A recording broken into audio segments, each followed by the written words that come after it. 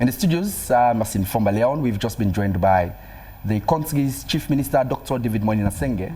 The Chief Minister is here to talk about the outcome of the United Nations General Assembly, the latest government activities, including updates on the Tripartite recommendations, among other developments.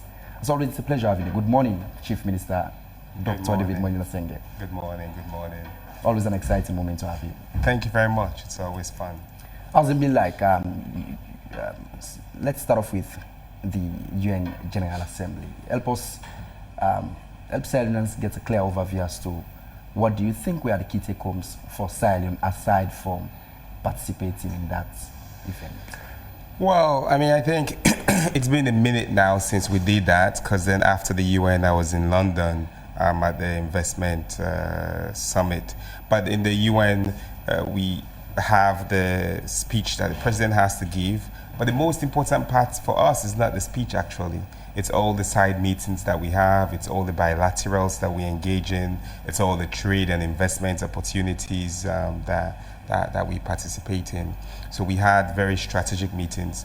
His Excellency is different now. He's not just the president of Sierra Leone. He's the chair of ECOWAS Authority. So when he's in New York or in DC, he's having meetings for Sierra Leone, for ECOWAS, and as the coordinator for C10, also for Africa.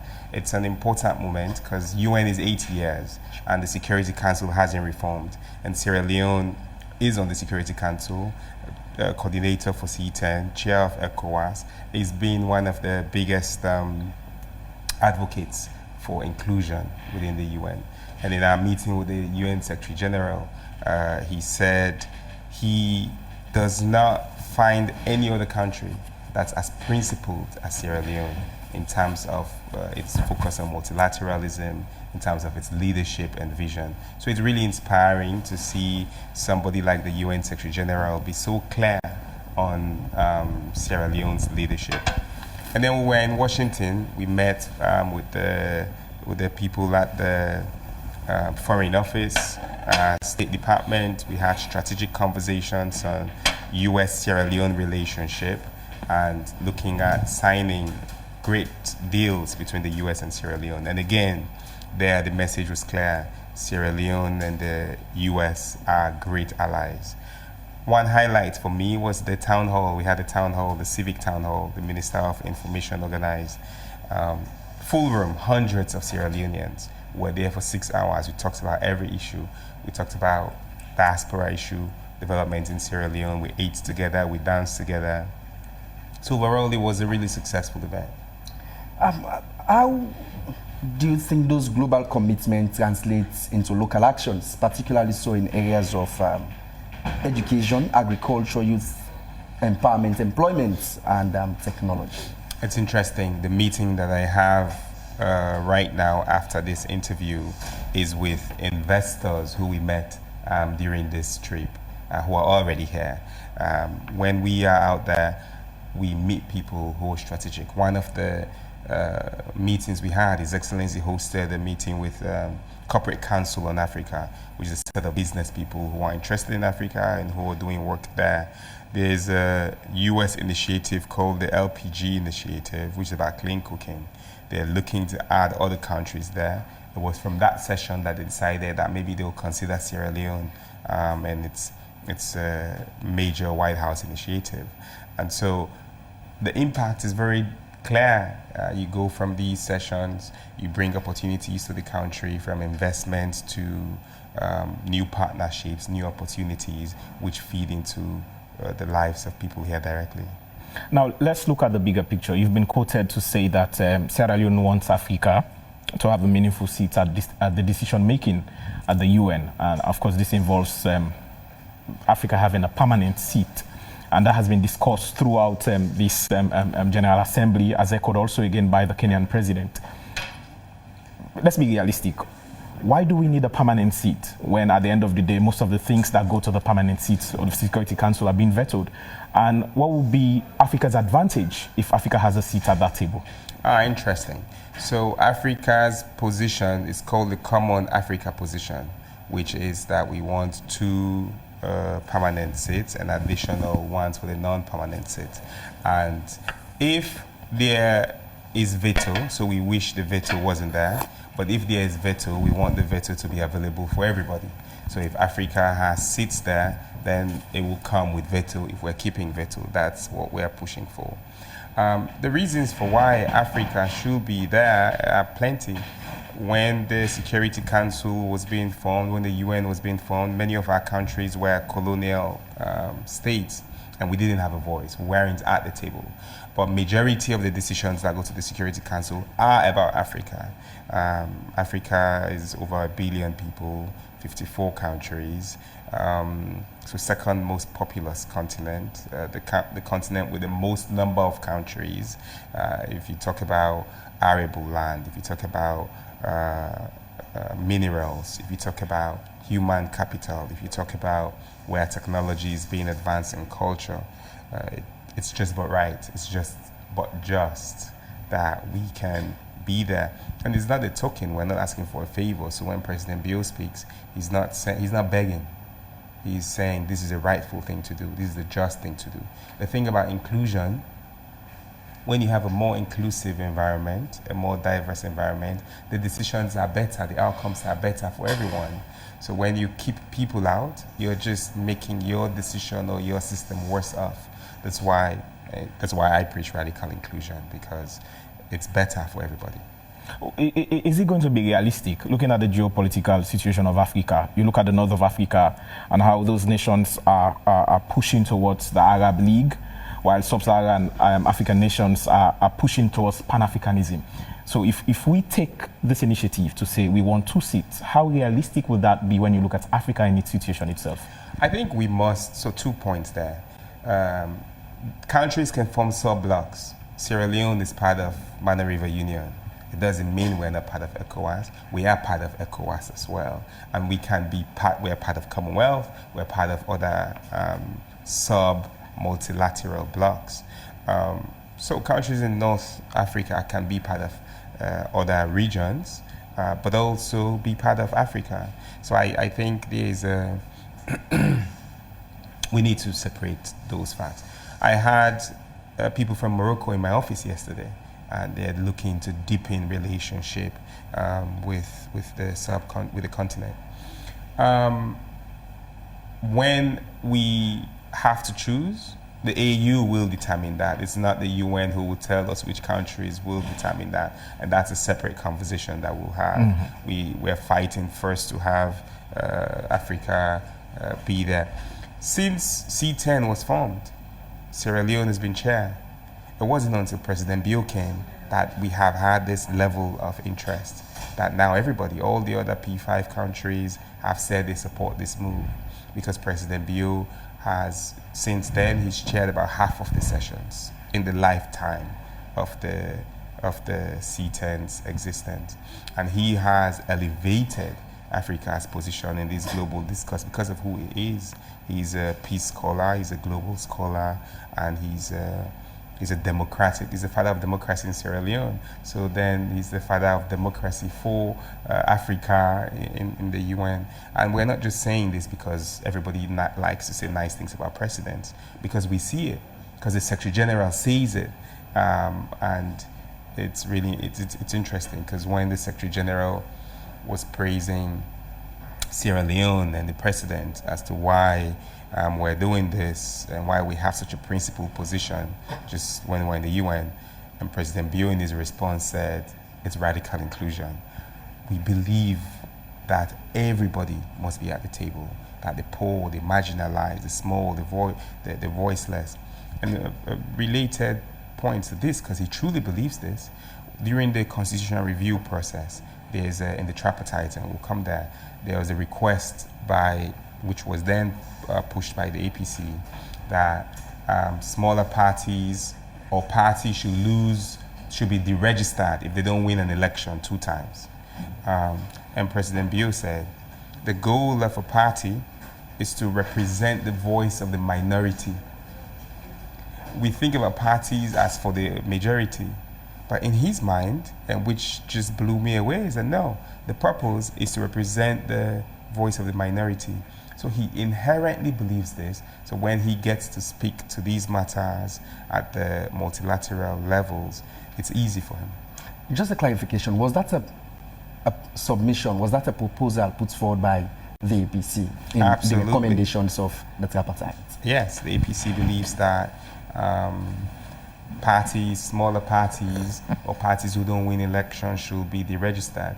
I think they have a feeling that, I don't know why, their motivation, but it clearly goes against Section 35 of the Constitution, which is clear on why political parties exist. It's to educate people, to share information with people, and to participate in governance. The goal of a party is not to win an election.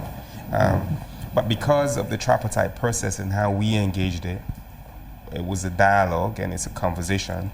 And we could have said, no, let's scrap this. But we're bringing it to the debate and to the people so the parliament will decide. Our position is clear, it doesn't make sense. Radical inclusion, as you just cited, seems to have been referenced at the global stage.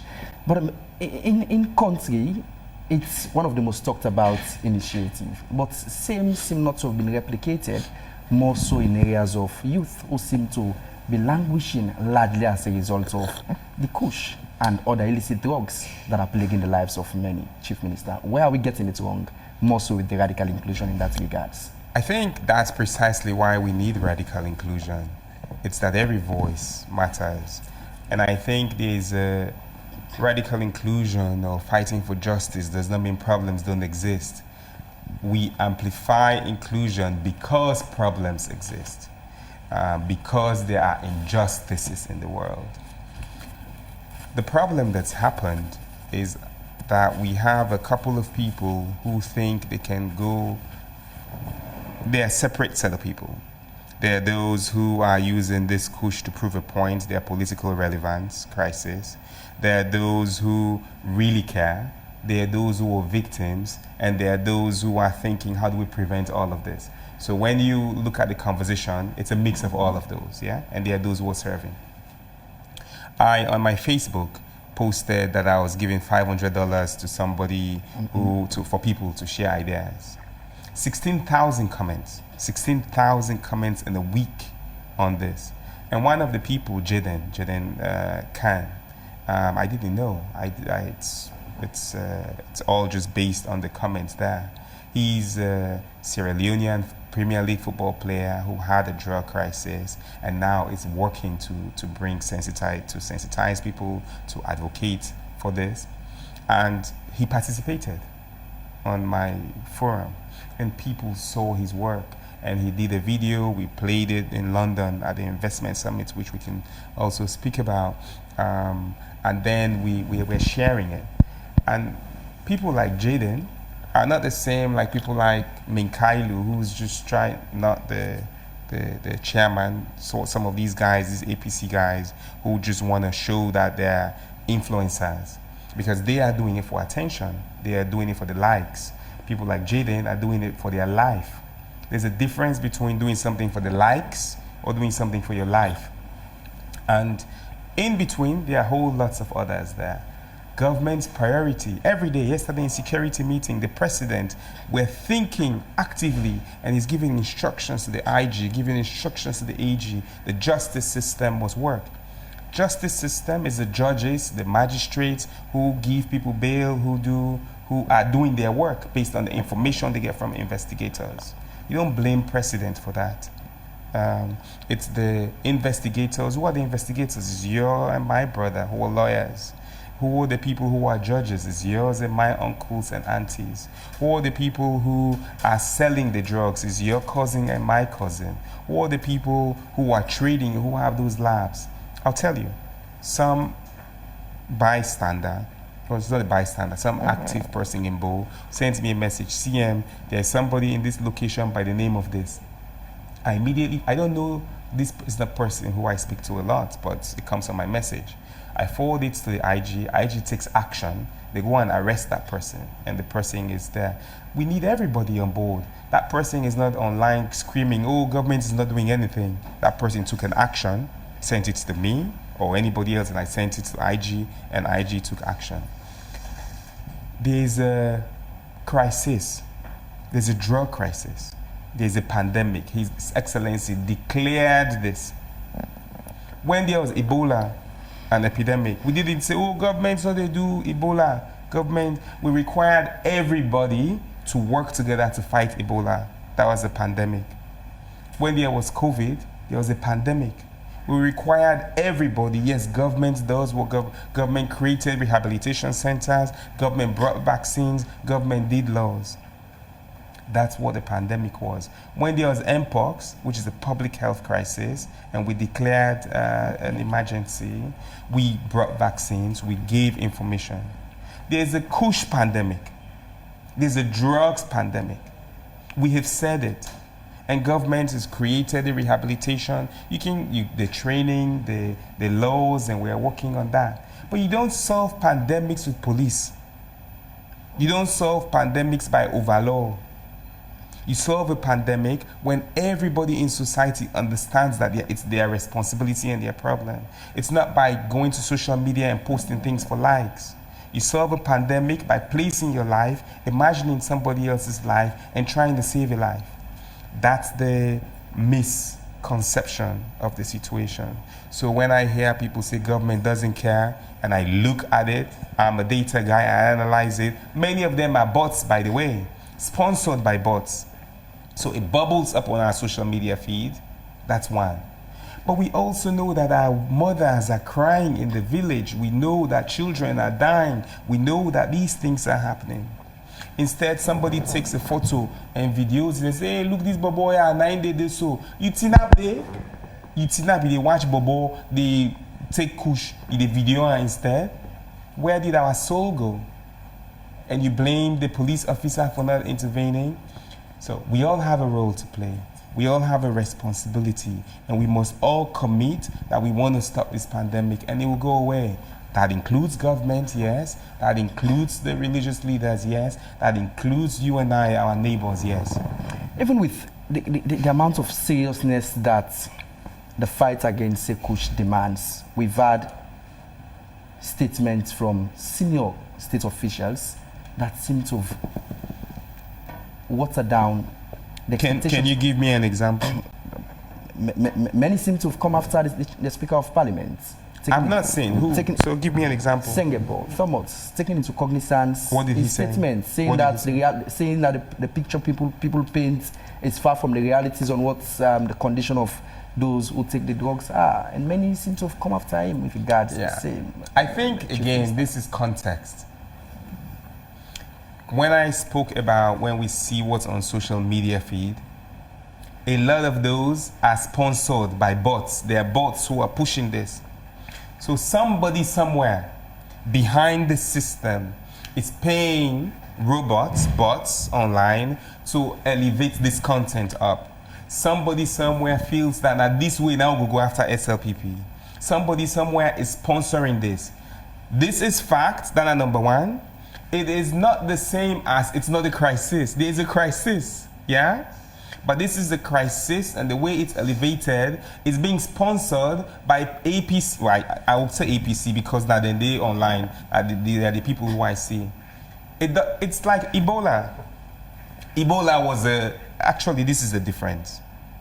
When Ebola was a problem in Sierra Leone, it is true that there is Ebola. Many people protested and said what they needed to say about Ebola. What did President Bio do? President Bio came from London in an empty aeroplane by himself. He sat there in business. He was the only one who came. He came from London in an empty plane, came and went to President Kromah and the government and said, I am here to help solve this pandemic. President Bio went all over this country and went to zones that were barricaded.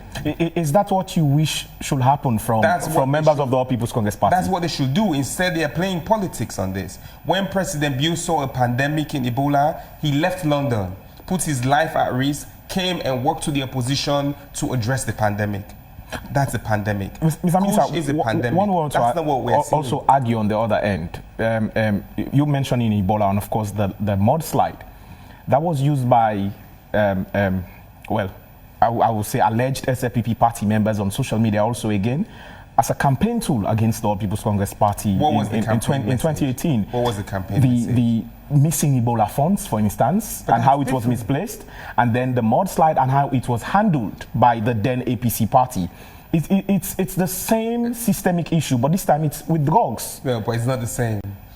Ebola, if somebody thief money, like we APC then thief money by Ebola, something for talker, that's not the same as we're not addressing it. Nobody is saying here then thief money for Kush. That's not the message. So it's not the same. They misappropriated funds that was for Ebola at the time.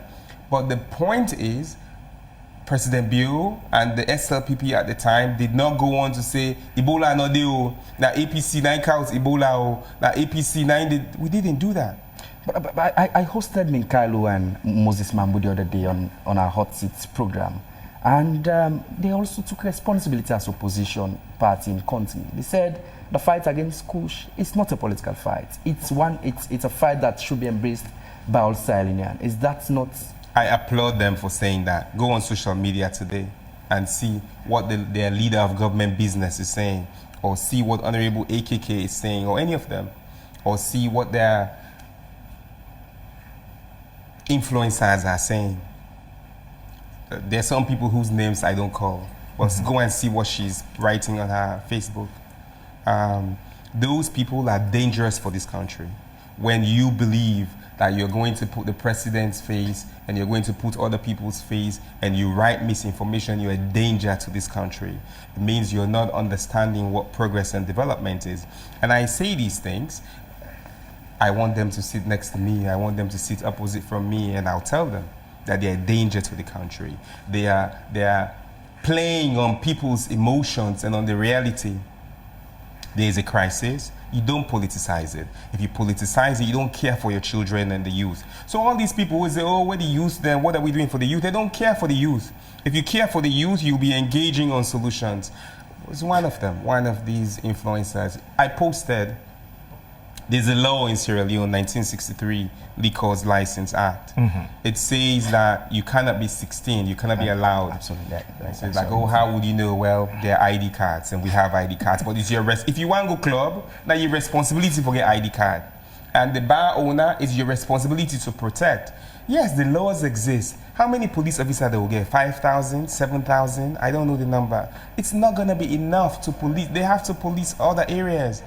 So it's the responsibility, yes, of governments to monitor, but it's you, that bar owner, now your responsibility for go put bouncer na the gate, for say, I want to see your ID. Forget about the profit and think about the soul of your nation. Anyway, I posted it, and this friend of mine who's APC comes and says, oh, it means the fact that you're asking for solutions, it means you don't know what to do. What? Governance and civic engagement. First of all, you didn't know about this license law, and I'm sharing it so that you can take responsibility. I am taking responsibility as government, but you take responsibility. Next time when you go to a bar, carry your ID, and when they ask you for your ID, not say, do you know who I am? You not see me face? I look like I'm 16. It's not the responsibility of the bar owner to look like you're 16. Now your responsibility to show your ID, and he can ask you that. I just want to draw an analogy on the recent post you made. You just referenced same, where you did mention that 500 USD is therefore someone that will prefer solution to one indiscipline. Sure. When I saw that post, I went through the comments. I read majority of the comments. But the first thing that came to mind is, I remember in 2018, President Bio did promise the people of Sahel, one of the promises he made was to fight indiscipline, lawlessness, and corruption. Where are we in that fight? More so when at this moment, when I saw that post, I just see ways to connect the dots as to what the president did say in 2018 and the current realities on the ground. Don't you think if the nation, or if the president would have been firm on those statements, we will not have found ourselves in a situation where we are at this moment, mostly with regards recklessness and indiscipline, because they cannot be untied as to the current situation we have in the country? I think it's a good point, but it's that we are working towards it and we are progressing. What the president said is not like a one day. It's not like you go and say, indiscipline off, it's done. Indiscipline is something that you actively fight against. 7 years down the line, CM? It will be the case for 100 years. It's not just in Syria. There's indiscipline. There's no country that doesn't have indiscipline. Maybe if you go to Singapore, there they don't have gum, but I'm sure there's still some individual who's going to throw gum on the road. So indiscipline doesn't. It's not a switch. But what government has been doing, you see that we've cleared those junctions in major junctions, and we clear, they come. We clear, they come is an active thing. We have been able to bring discipline within the forces and the military and the police and everybody. So it's institutional discipline. We have been able to, now we're cleaning up e-building. There's some discipline there. So it's an active thing. Humans are social beings. But the greatest one is indiscipline on social media. There is so much indiscipline. Everybody, people who will sit opposite you and they not get mind curse you. They not get mind ace them voice by yourself. And then will curse you mama back online because it's just easy. If you sit down before you, and then you get mind open mouth. So, as a state in 2018, in no country, by the way, we travel across the world and every leader says social media indiscipline is one of their greatest threats. And we see it in Sierra Leone. And in a way, it's the good way we don't do 90 affect we. We spent 250 million on connectivity and digital in this country in the last 7 years. It means 97% of Sierra Leoneans now have 3G. So in a village, all na Kamalu, na Foindu, na Konimaka, you get 3G. And then you use that to propagate indiscipline. You use that to make videos. You use that to access content that's unguarded. This country, 97% 3G, over 80% 4G. In Western area, nearly 100% 5G connected. It's our cause in the sense that we brought connectivity to everybody, which we need to do for education. But it just means that on the cyber crimes have increased. The cyber bullying is there. The social media indiscipline has grown, and we as a people have to find a way to address it. Now, talking about cleaning up, whether being internally or internationally, the image of Sierra Leone, you mentioned earlier in your introductory that the UN General Assembly was an opportunity for global partnership, wherein Sierra Leone can leverage that assembly to also hold other meetings to bring in foreign direct investment. Now, this was the same initiative in 2012 by the former President Hannes Baikooma, and then we had Ebola, derailed everything. Also, the SLPP faced similar situation with the COVID-19 pandemic in the first term, and the problem of Kush is coming up again this second term. The talk is to clean the image of the country. The president will say, the travel, not for nothing. Is to ensure that our country's image is clean. But then again, you come home and you find issues of drug problem. And you go into investors and say, come and invest. You want to make Sierra Leone business friendly. Why should they come and invest if they go online? Because you know, at the end of the day, you have to go to the data or you have to go online to do research. All you see about Sierra Leone is kush, drug, pictures of if you go online and you Google Sierra Leone today, I promise you all you see is not kush drugs. Today, if you just Google now Sierra Leone, that's not what you see. But I get your point. There's an echo chamber in the social media amongst a certain set of people. I mentioned to you that there's a bot behind this, and it is true, it's investigated. There are people who are pushed on Facebook in particular. All the content we see every day in Adande. It's different from whether the problem exists or not, because it exists, we've accepted it. But I'll tell you, I was in London last week. We had a Sierra Leone Investment Forum. President Bio and VP Julia Jallo, they sat with me and they told me who should be there. We brought private sector and lots of people there. The room was full. The British International Investment has made Sierra Leone the only priority country in Africa, one of two around the world, Sierra Leone and Nepal. They invest $1 billion, $2 billion turnover a year. In Sierra Leone, they spent 100 million over the last 60 years. They decided that they would spend 100 million in the next 3 years.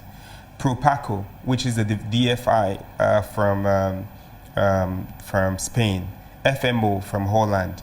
They've never been to Sierra Leone. They came to Sierra Leone 3 years ago. Propaco, in the 3 years, has invested $50 million. BII and all these other ones, AFC. So I say, and I'll explain, because people always say, try to pull out my leg when I post this. There's been a commitment of about $2 billion just from FDI in the last 3 years. That's commitment. Investment that has come to the country, probably $1 billion. And people say, how you just call money 1 billion? What's like that with 1 billion? And is it reflecting? It's a great question. And let me tell you how it's reflecting at the macro level and at the micro level. FG Gold, 500 million. They've probably received 150, 200 million. How is it reflecting? The people who are carrying the cement at Wataki, the people who are driving trucks carrying those materials, the people who are making the roads where FG Gold are, the people who are employed by FG Gold as they are making their thing, the lawyers who are signing the contract, the accountants, they're all paid from that investment money. And then we take the 400 million at Kisi, the LNG, maybe 100 million has come or whatever.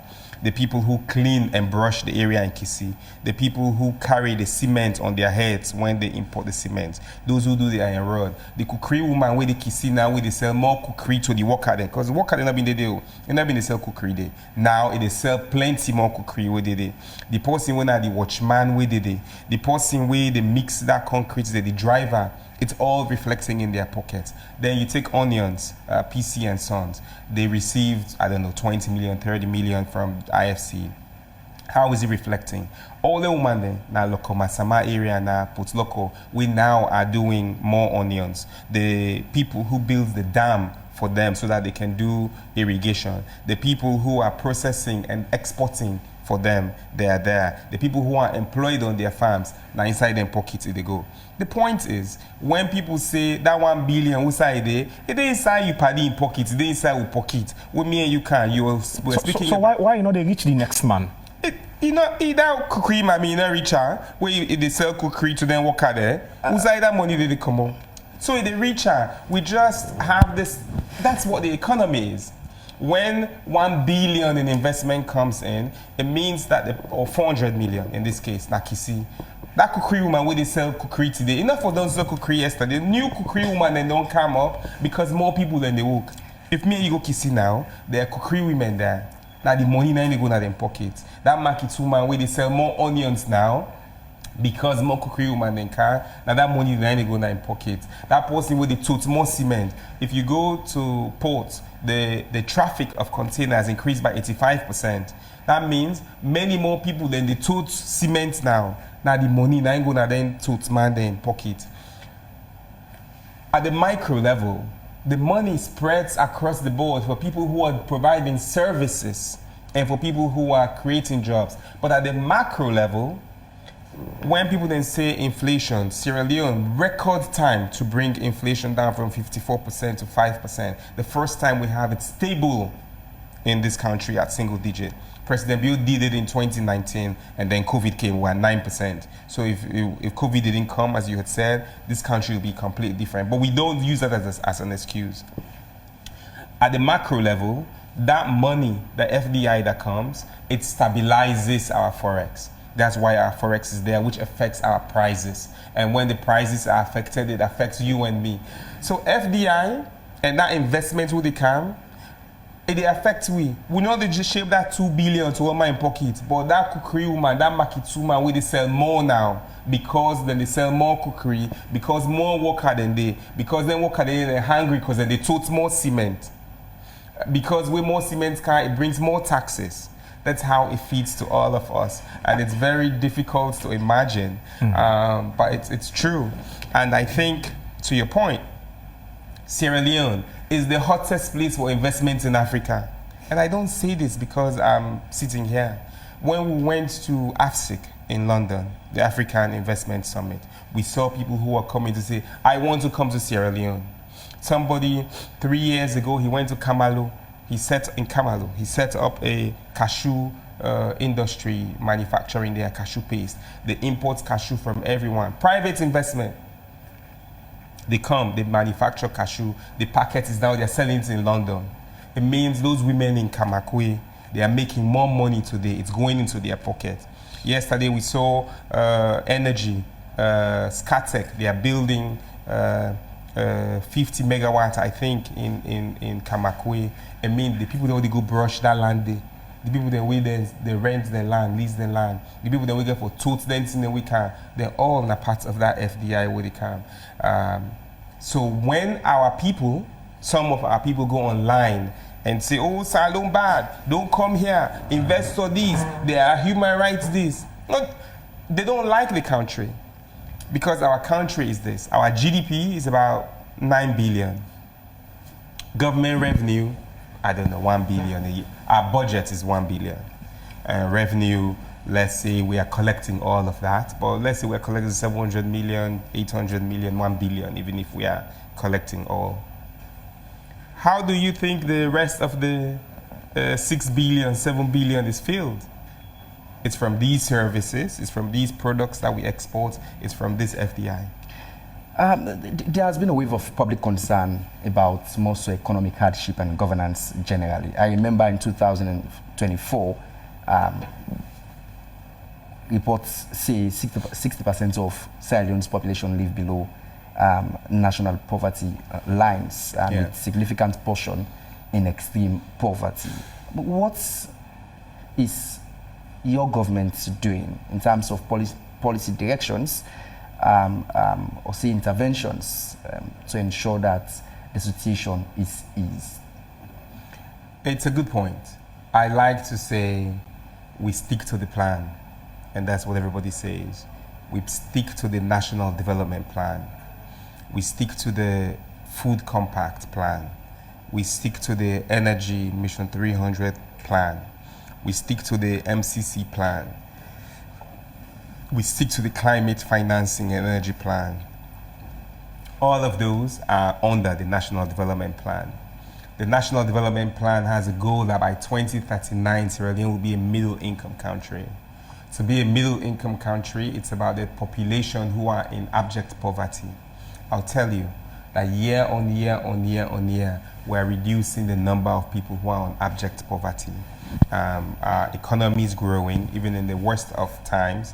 We're at 4.5%, we're 4.4, 4.5, we'll be at 4.7, we're projected over the next year with more gold, more agriculture, more food processing, more services, that we can do more.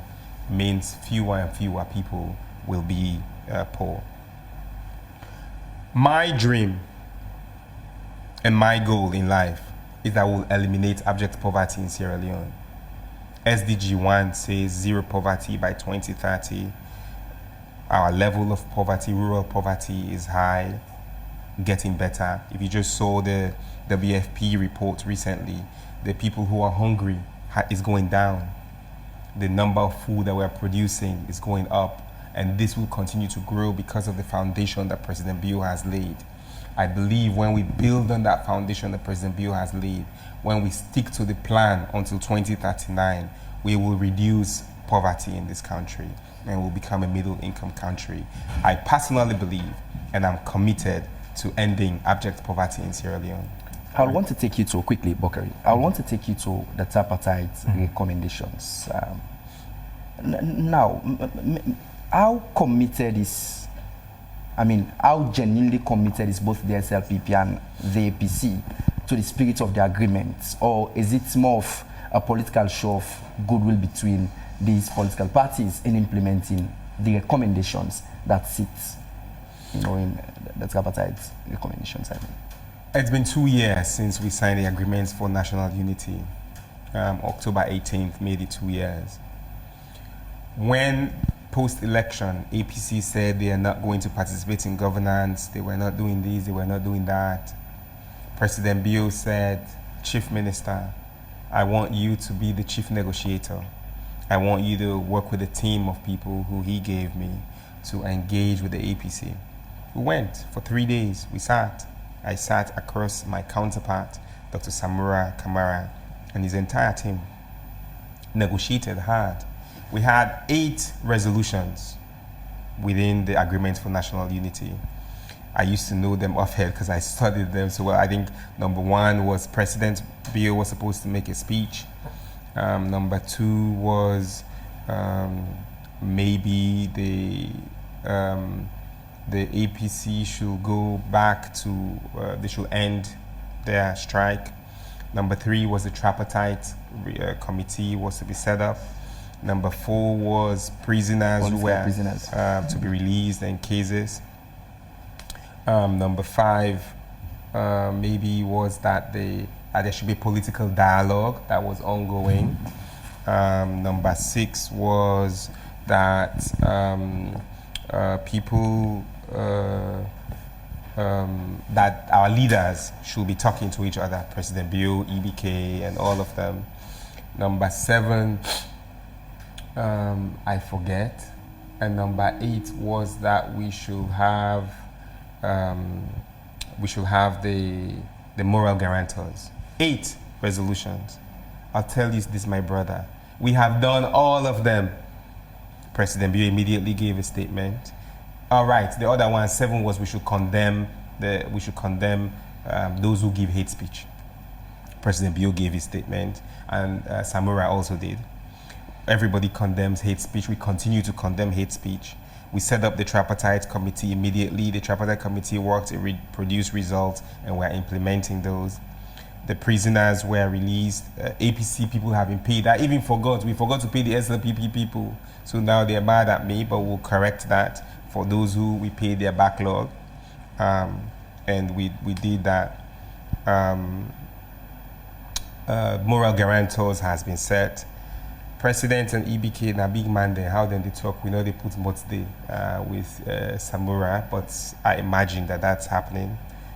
Definitely we speak to the chairman of the party, the chairman speak. So everything in the agreement for national unity, we did. When we were signing, people said, oh, these are political gimmicks no more, but we have done everything in the agreement for national unity. The most one, the complicated one is the one you asked for, which was agreement resolution 3, which was the Tripartite. Tripartite brought 80 recommendations, and I promise you, those recommendations, I forgot what the number was. The last time you said 80% out of the 80 are either being implemented or completed. So where are we now at that percentage? I don't know the number, but I'll tell you that it's moved even further. What we did is there were constitutional review elements within the recommendation, the Tripartite. And the Attorney General went to Cabinet recently. He took those constitutional instruments and he looked at the white paper that the national constitutional review process has been ongoing for 20 years. And he combined the agreement, the resolution 3 Tripartite recommendations for constitution that were focused on electoral in the constitutional review document and brought it to Cabinet. And Cabinet approved it, so now he's bringing it to Parliament. So when he does that, I mean, most of the reason why people were screaming about Tripartite was for the electoral reform laws. And those are going to Parliament for constitutional review. So we are hoping APC MPs will do the right thing and support and debate with the SLPP ones, and let's move on and not politicize it. And is there a guarantee that we'll have those constitutional reviews up and running before the next election? There's a reason why it's important which party you vote for. You vote for parties to represent you. I can guarantee you that the SLPP MPs are ready, are prepared to debate and vote for these things that we all thought that the government needs. I cannot guarantee you for the APC MPs. The APC MPs are politicizing things already. It's not even started and they are complaining and screaming. I'm sorry, but when people go and choose and just vote for, say, APC because now they didn't papa bin day, as opposed to saying, what policies do you have? What framework do you have? And I say this to them. When I came here today, I spoke about trade and investments and economic policy. If they sit in front of me, they never can give you an idea for economy. And when I ask them, they say, oh, now you walk down them, you walk down for oppose. Even in opposition, you should have an idea of what you will do. They never present ideas. And on the constitutional review, I'm sure that they're going to be, I hope they will be good citizens, and they will help us deliver on these. Our hope as a government is that we will do these constitutional review instruments as soon as possible when it gets to Parliament. You will not allow you to go without drawing your attention to a post made by Dr. Sylvia Blyden. I don't talk about that woman. Yeah, I know you don't talk about her, but in her post, she did some comparative analysis with regards government expenditure, say in the office of Chief Minister and other offices, as opposed to what's happening at national drug law enforcement agencies in terms of government spending priorities, more so with regards to drugs, among other things. Chief Minister, I want you to say what or two with regards to him. I don't talk about that woman or people who misinform for fun. I like opposition. I have many good opposition friends. Hamid is my Prince of Wales brother. He's opposition with debate. Minkailu, I call him Slay King. He's an influencer. We joke on social media. And there are other people who are opposition leaning. The leader of government business is my friend, and many of them. There are other people who I don't engage. I don't engage them because they are misinforming and they want to, they are disrespectful. I don't engage in disrespectful discourse. So I don't see her posts. I don't follow her posts. I don't read her posts. I don't engage on it. But I'll tell you something. I have been in government for 7 years. I started the STI as one person, and it's still an institution. I read every audit. Audits, comments go there. Nobody has ever said David Sengeh stole 1 Leone. It's not possible. And they do good to people then when I don't want this sabi. And they saw people then probably I don't want this sabi. They are the invites and they can't stay thousand. They shock. See, I they call for them. I don't participate in corruption. My papa not train me so. My papa don't serve this country here for years. My mama been in work education as a grade 2 clerk. She retired as a grade 2 clerk with her credibility. She worked for Alpha Wuri. Anytime we in Alpha Wuri see, they hug, they like each other. When she was at education, she was in Pujan and came to Bo as a clerk. She would sew in the evenings and on the weekends for herself and her friends. Maybe some people paid her, but most of it she sewed for them for free. That's integrity. My father worked at Bo Pujan program, NGO program. Everywhere I go across this country, people speak about my father as a disciplinarian, as somebody who likes to follow the rules.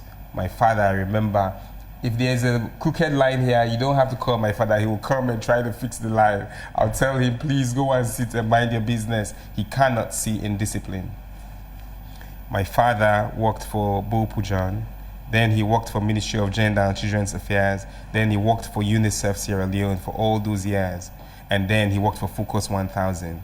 Nobody in his lifetime has ever even pretended to say Mr. Paul Sengeh thief or Mr. Paul Sengeh big or Mr. Paul Sengeh corrupt. It's not possible. So I grew up in a family where my mother, as a grade 2 clerk, seamstress, and my father, who grew from being a teacher in Pujan to serve in this country. One day, I'll tell you something. I used to be smart when I was younger, and I had an aunt who said, oh, I should go abroad. My papa said, no, na me sense, now you put me in this country. But tap day. When my father was at UNICEF, and I was with Children's Forum Network, I thought I was the cool kid, and I had an opportunity to go to the UN. Because my father worked at UNICEF, he told the people that, no, I cannot go. Just because may not even look like, say, in handed, even though I went there on my own accord as Children's Forum Network. Now, one me other party, I go UN 910, and they even paid me. So I cannot come from that family of principled people and put my name out there with disrepute. I get attacked every day. I still engage. It's intentional that I'm on Facebook and I'm on social media. And would you engage Dr. Sylvia Blyden in the near future? I engage people with credibility online because I believe that that's governance that we didn't have. When I drive, I put my window down. Every day where they can, I put my window down. People scream, radical inclusion, we will deliver. Dr. Sengeh, the same humans who I meet and I shake their hands and I listen to their problems, that's who I expect to see on Facebook, who I expect to see on Twitter.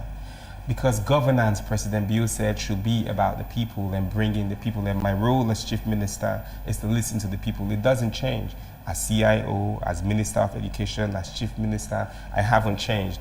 But I don't engage people who spread misinformation, disinformation, who are rude, who are crass, who are whatever. Anybody who they are, I don't engage them.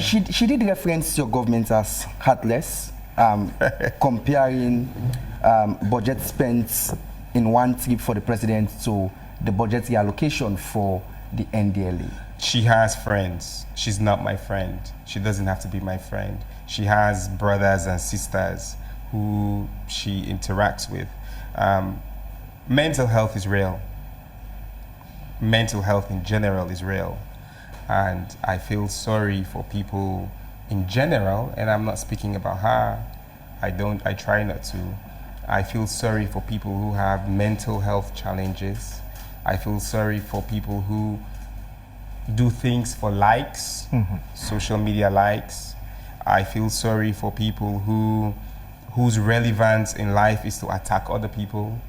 I feel sorry for people who feel that they must attack others to feel good about themselves. I spend my day every day. I go to bed late at night. I wake up in the morning every day. My commitment is to make sure that I support President Bill. I stick to the plan and I follow the leader.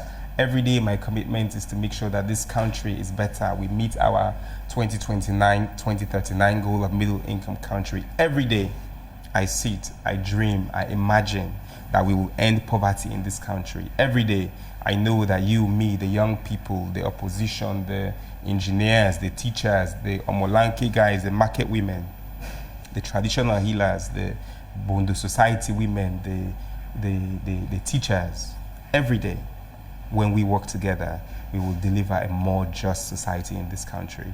And that's my belief. Mr. Minister, your mantra is radical inclusion. Together we will deliver a more just society. You've created a space where you want people to engage in dialogue, yes, where you want people to speak their minds. Yes. To a very large extent, someone will say, Madam Blyden is doing same in her own right. But the question is, you're not the first person she's attacked. She did that with the late President Kaba. She did that with Anes Baikoroma, with President Jules Madabio.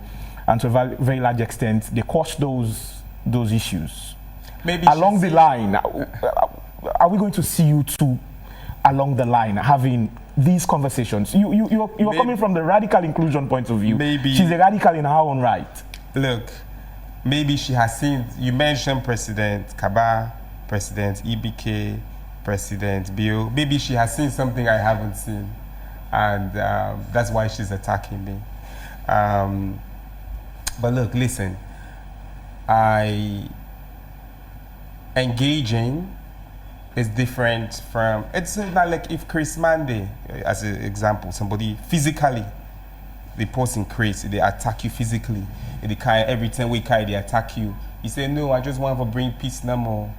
You don't go in their space. I can be here and look at you and I don't just want to be attacked.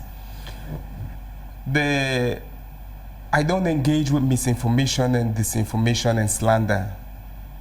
I come from a home where there is respect for women, respect for adults, respect for the elderly. I come from a home where we value civic discourse, and I know that this engagement will bring an onslaught of abuse, but I won't see it. I don't engage on it. And I remain absolutely focused on transforming Sierra Leone and delivering on the president's agenda, which is the National Development Plan. So my takeaway message is, I'm focused, I will stick to the plan, I will follow the leader, and we will transform Sierra Leone. Thank you so very much, Dr. David Moinina Sengeh. It's been a pleasure having you this morning. We had wished to go through our Facebook page. I have chunks of messages there, a barrage of messages to have gone through.